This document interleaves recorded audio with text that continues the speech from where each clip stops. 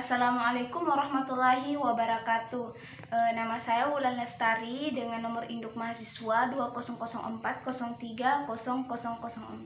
Langsung saja jawaban pertanyaan pertama, yaitu dalam perspektif Islam, keseimbangan kurva IS dengan kurva LM, yaitu di mana kurva S itu dalam perspektif Islam yaitu pasar barang, adalah pasar di mana semua barang dan jasa yang diproduksi oleh suatu negara dan dalam jangka waktu tertentu, dan permintaan dalam pasar barang itu merupakan agregasi dari semua permintaan akan barang dan jasa di dalam negeri. Nah, sedangkan kurva LM dalam perspektif Islam itu alasan utamanya dalam memegang uang dalam ekonomi Islam adalah karena motif transaksi dan motif berjaga-jaga hubungan antara tingkat bunga dan tingkat pendapatan yang muncul di pasar uang yang dinyatakan dengan kurva LM.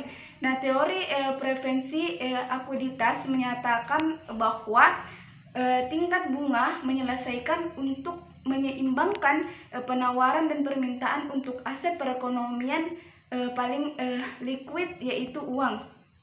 Nah, dampak kebijakan pada keseimbangan ISLM jika pemerintah menetapkan kebijakan fiskal, maka perubahan ini hanya akan mengakibatkan perubahan kurva IS. Nah, sedangkan kurva LM relatif tetap. Sedangkan jika bank sentral menerapkan kebijakan moneter, maka hal ini hanya akan mempengaruhi kurva LM. Untuk soal nomor 2, yaitu pertanyaannya, jelaskan menurut pemahaman tak mengenai terkait dengan implementasi penggunaan dinar dalam pandangan internasional. Nah, Islam sebagai agama rahmatul alamin tentu saja mengatur segala dimensi kehidupan manusia, baik dalam dimensi ibadah maupun dimensi muamalah. Begitu juga dengan fenomena bunga yang muncul dalam aktivitas ekonomi manusia yang merupakan bagian dari muamalah, sudah pasti juga diatur oleh Islam. Akan tetapi, bunga bank dan riba keduanya sama-sama bermakna tambahan atau kelebihan. Nah, perbedaannya, riba sistemnya menggandakan untuk pribadi alias rentenir, sedangkan bunga bank sistemnya untuk membantu masyarakat dengan keuntungan dibagi hasil kepada nasabah. Dan menurut hukum, sebagai kaum muslimin, sebaiknya kita hindari praktik riba yang tidak sesuai syariat dan menggunakan bank syariah dengan sesuai syariat, karena syariah yang menggunakan sistem bagi hasil lebih memberikan keuntungan bagi kedua belah pihak dan yang pasti halal. Untuk soal ketiga, saya akan membacakan Quran surah Al-Quraisy ayat 1-4 dan artinya dan maknanya. A'udzubillahi minasyaitonirrajim. Bismillahirrahmanirrahim. Li ilafi Quraisy ilafi rihlatas sita'i was-sayf falyabudu rabb hadzal bait allazi at'amahum min ju'in wa amanahum min khauf. Nah, yang artinya karena kebiasaan orang-orang Quraisy, yaitu kebiasaan mereka berpergian pada musim dingin dan musim panas, maka hendaklah mereka menyembah Tuhan rumah ini atau dalam rumah ini, yang telah memberi makanan kepada mereka untuk menghilangkan lapar dan mengamankan mereka dari rasa ketakutan. Makna dari Quran surah yang pertama, yaitu surah Al-Quraisy ini menjelaskan tentang kebiasaan suku Quraisy yang mempunyai mata pencarian pokok pedagang. Kemudian pada ayat kedua itu menjelaskan tentang perjalanan dagang orang-orang Quraisy pada musim dingin pergi ke negeri Yaman dan pada musim panas ke negeri Syam dalam setiap tahunnya.